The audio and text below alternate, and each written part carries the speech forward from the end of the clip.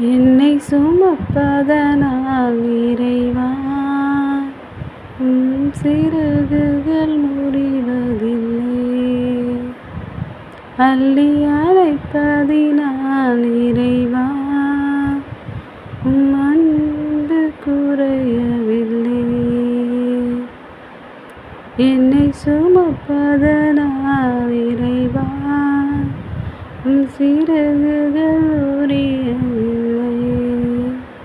ஆயிரம் மின்னல் இடித்திட்ட போதும் வானம் கிழிவதில்லை.